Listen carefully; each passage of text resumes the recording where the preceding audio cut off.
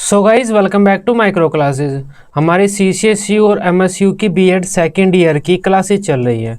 आज का हमारा सब्जेक्ट है पर्यावरण शिक्षा। आज का हमारा टॉपिक रहेगा वायु प्रदूषण, एयर पोल्यूशन क्या होता है, इसके क्या कारण होते हैं, क्या प्रभाव होते हैं, इंपॉर्टेंट क्वेश्चन होता है। देखो तो ये शॉर्ट में जनरली आ जाते हैं या फिर लॉन्ग में आता है तो 2-3 प्रदूषण आपसे पूछेंगे। निम्न बिंदुओं की व्याख्या कीजिए, वायु प्रदूषण, जल प्रदूषण, मृदा प्रदूषण, इस तरह से। बाकी अकेला ये शॉर्ट में आता है। तो वायु प्रदूषण जिसे हम एयर पोल्यूशन बोलते हैं। देखो सामान्य भाषा में तो हम ऐसे कह देते हैं कि वायु का गंदा होना ही वायु प्रदूषण कहलाता है। हमारे आसपास जो वायु है हम ग्रहण करते हैं, पेड़ पौधे ग्रहण करते हैं, अपना जीवन जीते हैं हम, इस वायु का गंदा होना ही वायु प्रदूषण कहलाता है। सामान्य भाषा में तो हम ये कह देते हैं। बाकी अगर हम इसकी व्याख्या करना चाहें वायु प्रदूषण क्या होता है, तब हम इसे ऐसे बोलेंगे कि वायु में ऐसे तत्वों का शामिल होना जिससे वायु की गुणवत्ता में कमी आए और जो हमारे वनस्पतियाँ हैं, जीव हैं, उनके लिए समस्याएं खड़ी हो, वह स्थिति वायु प्रदूषण कहलाती है। तब वायु में कुछ ऐसे तत्व शामिल हो जाते हैं, कार्बन डाइऑक्साइड, कार्बन मोनोऑक्साइड, कुछ ऐसी गैसें, धूल के कण, पराग के कण, कुछ भी हो सकता है। तो वायु में कुछ ऐसे तत्व शामिल हो जाते हैं जिससे वायु की गुणवत्ता में कमी आ जाती है, वायु खराब हो जाती है। उस स्थिति को हम बोलते हैं वायु हमारी प्रदूषित हो गई है, वायु प्रदूषण हो गया है। तो ये जो हमारे कारखाने हैं, इनसे जो भी गैसें निकल रही है, ये इतनी सारी CO2, CO वगैरह, ये सारी हमारी वायु प्रदूषण ही कर रही है, हमारी वायु को खराब ही कर रही है। वायु इस ग्रह पर जीवन का आधार है। बिना वायु के हम अपने जीवन की कल्पना भी नहीं कर सकते।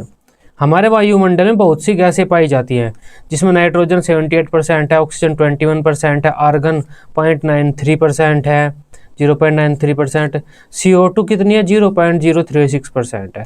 तो आप देख सकते हैं हमारी CO2 कितनी कम गैस है हमारे इसमें वायुमंडल में, और इस धीरे धीरे ये बढ़ रही है, जिससे हमारे लिए समस्याएं खड़ी हो रही हैं। ये सबसे ज़्यादा अक्रिय गैस है।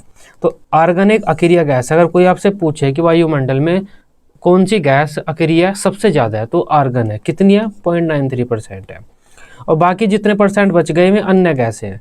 तो वायु के भौतिक, रासायनिक या जैविक गुणों में कोई भी ऐसा अवांछित परिवर्तन जिसके द्वारा मनुष्य के जीवन, अन्य जीवों के जीवन में या वनस्पतियों के जीवन में किसी भी प्रकार की समस्याएं खड़ी हों, उन्हें कठिनाइयों का सामना करना पड़े, उन्हें हानि पहुँचे या हमारी प्राकृतिक संपदा नष्ट हो, वह स्थिति हमारी वायु प्रदूषण कहलाती है। तो वायु प्रदूषण क्या होती है, हमारे वायु में कोई ऐसा तत्व शामिल हो जाता है जिससे उसके भौतिक, रासायनिक और जैविक गुणों में परिवर्तन आ जाता है, जिससे कि हमारे लिए जीवन जीना और जीवन में समस्याएं खड़ी हो जाती है। तो ये हमारा वायु प्रदूषण कहलाता है। वायु प्रदूषण तब होता है जब हानिकारक गैसें, धूल, मिट्टी, पराग, कालिख, वायरस आदि हवा में मिल जाते हैं और हवा को दूषित करते हैं। इससे हमारी वायु अशुद्ध हो जाती है, अस्वस्थकर हो जाती है और विषाक्त हो जाती है, मतलब जहरीली हो जाती है। हवा में मौजूद प्रदूषण की मात्रा मनुष्य, जानवरों, पौधों और पूरे पारिस्थितिकी तंत्र को हमारे प्रभावित करती है तथा इनके विकास में बाधा पहुंचाती है। इस प्रकार कहा जा सकता है कि वायु में धुएं आदि अन्य हानिकारक गैसों के घुलने को ही वायु प्रदूषण के नाम से जाना जाता है। प्रदूषित वायु में carbon dioxide, carbon monoxide, nitrogen dioxide, sulphur oxide, सीसा आदि तत्व घुले होते हैं। आदि तत्वों में हमारी ये चीज़ें आ जाती हैं, ये इस तरह की। तो प्रदूषित वायु में हमारी ये गैसें घुली होती हैं। ये कुछ गैसें हैं जो हमारी वायु को प्रदूषित कर देती हैं, और कुछ ये जब कण घुल जाते हैं वायु में तो भी हमारी वायु प्रदूषित हो जाती है। सामान्य रूप से हम कह सकते हैं हमारी वायु गंदी हो गई है या हमारी वायु प्रयोग करने के लायक नहीं रही है, उसे हम वायु प्रदूषण कहते हैं। इससे क्या होता है, जो वायु में हमारे काफ़ी सारी चीज़ें होती हैं जो इतने प्रतिशत होती हैं, अगर ये ऊपर नीचे हो जाए, कोई बढ़ जाए, कोई घट जाए, तो उससे भी हमारी वायु अशुद्ध हो जाएगी, हमारी वायु उपयोग करने के लिए उपभोग के योग्य नहीं रहेगी, वह भी हमारा प्रदूषण होता है, वायु प्रदूषण। तब अगर हमारी वायु में कोई भी ऐसा बाह्य तत्व शामिल हो जाता है जो हमारी वायु के रासायनिक गुणों, जैविक गुणों में परिवर्तन कर देता है, तो इससे हमारा जीवन कठिन हो जाता है और यह स्थिति हमारी वायु प्रदूषण कहलाती है। वायु प्रदूषण 2 प्रकार के होते हैं। देखो, पहला तो होता है आंतरिक वायु प्रदूषण, दूसरा होता है बाह्य वायु प्रदूषण। आंतरिक वायु प्रदूषण तो हमारे घर के अंदर होता है, कंपनी में या घर के अंदर जब हमारे घर के दरवाजे वगैरह बंद होते हैं तो घर की रुकी हुई हवा होती है, अगर वह प्रदूषित हो जाती है उसे तो हम आंतरिक वायु प्रदूषण बोलते हैं। लेकिन हमारी बाहर की हवा, जो हमारे वायुमंडल की हवा है, अगर किसी कारण वह प्रदूषित हो जाती है उसे हम बाह्य वायु प्रदूषण बोलते हैं। घर की आंतरिक हवा क्यों प्रदूषित हो जाती है? घर में हम झाड़ू वगैरह लगाते हैं, कुछ स्प्रे कर सकते हैं, उससे हो सकती है। अलग अलग तरह के स्प्रे आते हैं जो हमारे शरीर को भी नुकसान देते हैं, तो उससे हमारी वायु प्रदूषित हो सकती है। इसके अलावा एसी के इंडोर से गैस निकलती रहती है, वो दिक्कत कर सकती है। रसोई में हमारी गैस लीक कर सकती है, तो इससे हमारे जो गैस है ये घर के अंदर ही फंस जाएगी और हमारे लिए, शरीर के लिए दिक्कतें खड़ी करेगी, हमारे जीवन को परेशानियों में डालेगी। ये हमारा होता है आंतरिक वायु प्रदूषण। बाह्य वायु प्रदूषण जो कंपनी वगैरह करती हैं, ये बाह्य वायु प्रदूषण ही है, हमारे बाह्य वायुमंडल को ख़राब कर रही हैं। जो कंपनी वगैरह से हमारे खुले में हवा छोड़ देते हैं, हम जंगल में आग लग जाती है, या हम बम फोड़ देते हैं, या कचरा जलाते हैं, एसी के आउटडोर से गैस निकलती है, तो कुछ ये चीज़ें होती हैं जो बाह्य वायु प्रदूषण करती है। अब वायु प्रदूषण के कारणों की बात कर लेते हैं और स्रोतों की बात कर लेते हैं। देखो ये वायु प्रदूषण के कारण है जीवाश्म ईंधन जलाना, जो जलने वाले ईंधन है, तेल, कोयला, लकड़ी, इसके अलावा हमारे कुछ अलग अलग तरह के तेल होते हैं, तो जो हमारे ईंधन जल जाते हैं डायरेक्ट, उन्हें हम जीवाश्म ईंधन बोलते हैं। आग लगाई हमने, जला दिया, तो जीवाश्म ईंधन हम जलाते हैं तो काफ़ी सारी हमारी गैस रिलीज होती हैं जो कि हमारे कारण बनती हैं इसका वायु प्रदूषण का। तो जीवाश्म ईंधन में हवा, sulphur dioxide, carbon dioxide, carbon monoxide जैसी हानिकारक गैसों का उत्सर्जन होता है जो वायु के प्रदूषण का मुख्य कारण है।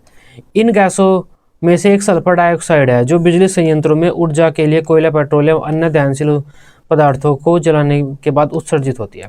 तो जो भी हमारे ये जलने वाले पदार्थ हैं, कोयला, पेट्रोल, इसके अलावा हमारी कुछ गैसें वगैरह हो सकती है, कोयला, पेट्रोल, लकड़ी वगैरह, जो चीज़ें डायरेक्ट आग पकड़ लेती हैं और जलकर नष्ट हो जाती है, तो ये जीवाश्म ईंधन होते हैं। उनके जलने से काफ़ी हानिकारक गैसों का उत्सर्जन होता है और हमारा वायु प्रदूषित होती है। बढ़ते उद्योग, देखो जितने ज़्यादा उद्योग बढ़ रहे हैं उतनी ज़्यादा हमारी कारखानों में से केमिकल नुमा गैसें बाहर निकल रही हैं। प्रदूषित हवा हमारे वायुमंडल में छोड़ी जा रही है बड़ी बड़ी चिमनियों के द्वारा।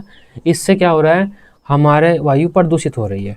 तो ज़्यादा उद्योग बढ़ना, ज़्यादा फैक्ट्रियाँ लगना भी हमारे वायु प्रदूषण के कारण है। यातायात के कारण, यातायात के साधन, तो यातायात हमारा जो है उसके कारण भी हमारी वायु प्रदूषित हो रही है। देखो अभी तक हमने कोई भी ऐसा इंजन नहीं बनाया है जो हमारे फ्यूल का 100% कंज्यूम कर सके, जितना फ्यूल है उसका पूरी तरह से कंज्यूम कर एनर्जी में कन्वर्ट कर सके। अभी तक ऐसा कोई भी इंजन हमारा नहीं बना है, आदर्श इंजन। तो जो हम क्या कर रहे हैं, जो फ्यूल है कुछ तो उस फ्यूल को एनर्जी में कन्वर्ट कर पा रहे हैं, और जो बाकी बचा हुआ भाग होता है फ्यूल का, उसे हम धुएं के रूप में छोड़ देते हैं। तो ये क्या हुआ, वायु हमारी प्रदूषित हो रही है। इतने सारे हमारे वाहन हैं, ये कार्बन डाइऑक्साइड, कार्बन मोनोऑक्साइड आदि हमारे गैसें, हानिकारक गैसें हमारे वायुमंडल में छोड़ रहे हैं। वन की अंधाधुंध कटाई, अब देखो वन क्या करते हैं, ऑक्सीजन को लेते हैं, कार्बन डाइऑक्साइड को लेते हैं और ऑक्सीजन को छोड़ते हैं। वन जनरली यही करते हैं, मतलब हमारी वायु को शुद्ध करते हैं, वायु में जो गंदगी है उसे साफ करते हैं। लेकिन हम वनों को काट रहे हैं, अंधाधुंध काट रहे हैं, लकड़ी की मांग बढ़ रही है, वनों को हम काट रहे हैं, कुछ वन में आग लग जाती है, भूमि कटाव हो जाता है, उससे वन नष्ट हो जाते हैं। तो कई कारण है वनों के नष्ट होने के, धीरे धीरे वन हमारे कम होते जा रहे हैं, जिससे हमारी वायु उस स्तर पर शुद्ध नहीं हो रही है जैसे पहले हो रही थी। तो हमारे वायु प्रदूषण का एक कारण बन रहा है। परमाणु परीक्षण, हम बम फोड़ देते हैं, युद्ध हो जाता है, रशिया यूक्रेन का चल रहा है, इसके अलावा भी दूसरे युद्ध चलते रहते हैं। तो वो क्या हो रहा है, युद्ध चल रहा है तो एक दूसरे पर बम फोड़ रहे हैं, उससे क्या हानिकारक गैसें बम के फूटने पर रिलीज हो रही हैं, तो हमारा वायु प्रदूषित हो रही है। कृषि की गतिविधियाँ, देखो हम कृषि में खाद वगैरह डालते हैं और रसायनों का प्रयोग करते हैं, कीटनाशी का प्रयोग करते हैं, खरपतवार नाशी का प्रयोग करते हैं। तो ये जब हम डाल देते हैं तो ये जब सूर्य के संपर्क में आते हैं, सूर्य के संपर्क में आने पर हानिकारक गैस रिलीज होती है, जिसमें से अमोनिया प्रमुख है।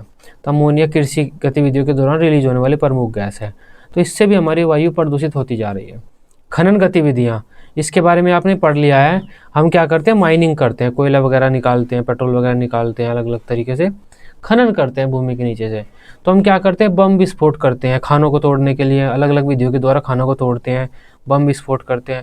उससे धूल के कण, खनिजों के बारीक बारीक कण हवा में उड़कर दूर दूर तक तैरने लगते हैं। बहुत बारीक बारीक कण धूल के और खनिजों के हवा में फैल जाते हैं, तो आसपास के क्षेत्रों में वायु प्रदूषण हो जाता है। विलायकों का प्रयोग, जो मैं पहले कह रहा था, हमारे बहुत से स्प्रे आते हैं जो हम स्प्रे छिड़क देते हैं कहीं पर भी महक के लिए, और पेंट करने के लिए, चीज़ों को पेंट करने के लिए स्प्रे आते हैं। जो होली है उस पर भी स्प्रे आते हैं। तो ये जो स्प्रे होते हैं इसमें अलग अलग सॉल्वेंट्स होते हैं, विलायक होते हैं, जो हमारी हवा में विलायक ऐसे ऐसे कण होते हैं ये जो हमारी हवा में तैरने लगते हैं, हवा में घुल मिल जाते हैं। तो ये भी हमारे वायु को प्रदूषित कर रहे हैं। जैसे स्प्रे करते हैं हम पेंट, फर्नीचर की पॉलिश करते हैं स्प्रे से, तो आदि ये जो स्प्रे वाली चीज़ें हैं इनको बनाने में बहुत से रासायनिक विलायकों का प्रयोग किया जाता है। ये हाइड्रोकार्बन्स होते हैं।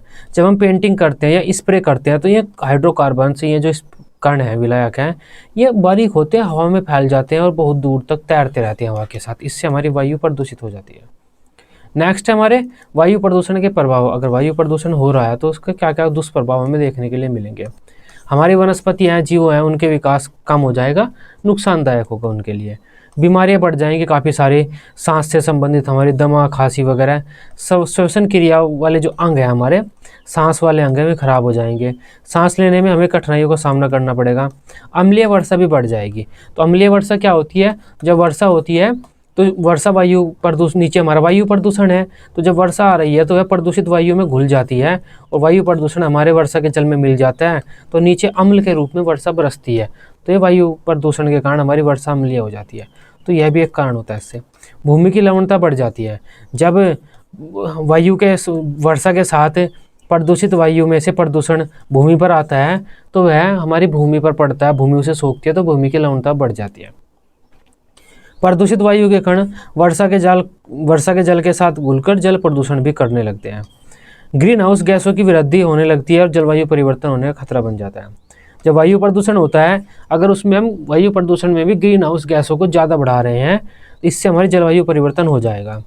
प्रदूषित वायु में दूर तक दिखाई नहीं देता और ओजोन परत भी हमारे छिद्र कर देती है ये प्रदूषित वायु।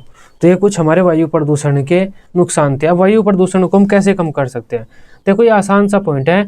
जो हमारे कारण है वही आपको यहाँ पर लिखने हैं। हमारा कारण क्या है? पेड़ कट रहे हैं। तो हम वायु प्रदूषण को कम कैसे करना है? पेड़ों को कटने से रोकना है। वायु प्रदूषण का कारण क्या है हमारा? कि हम कृषि में खाद वगैरह ज़्यादा यूज कर रहे हैं। तो रोकथाम क्या है? खाद वगैरह यूज नहीं करना है। तो जो हमारे कारण है उन्हीं चीज़ों को आपको घुमा कर लिख देना है यहाँ पर कम करने के उपाय। वनों की हो रही अंधाधुंध कटाई को नियंत्रित करना है। शहरीकरण की प्रक्रिया को रोकना है, क्योंकि इससे भी हमारे वन कट रहे हैं। कारखानों को शहरी क्षेत्र से दूरी स्थापित करना चाहिए और ऐसी तकनीक का प्रयोग करना चाहिए कि उनके धुएं को हम रिसाइकल कर सकें, धुएं को साफ कर सकें और उनके जो अपशिष्ट पदार्थ हैं उनको भी हम कम कर सकें। मतलब जो गैसें हमारी फैक्ट्रियाँ छोड़ती हैं उसको कम करना है आसान भाषा में। वाहनों का जो ईंधन से धुआं निकल रहा है उसे ऐसे समायोजित करना है कि वह कम से कम निकले और उसे हम छान सके, साफ कर सके, जितना भी कम धुआं है उसे बाहर निकालें। और ऐसे हमें ईंधन का या ऐसे इंजन का प्रयोग करना है जिसका पूर्ण ऑक्सीकरण हो जाए और धुआं ही न बने। जीवाश्म ईंधनों का, लकड़ी वगैरह का कम प्रयोग करना है। तो और हमारी जो वायु प्रदूषण है इसके बारे में हमें बच्चों को पढ़ाना है, लोगों को जागरूक करना है, इससे कि सब इसके प्रति जागरूक हों और इसे कम करने में अपना योगदान दें।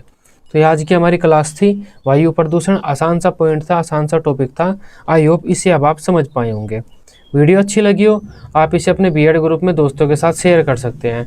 बीएड की सभी सब्जेक्ट की डेली रेगुलर क्लासेज लेने के लिए आप इस चैनल को सब्सक्राइब कर सकते हैं। Till then, bye bye, take care.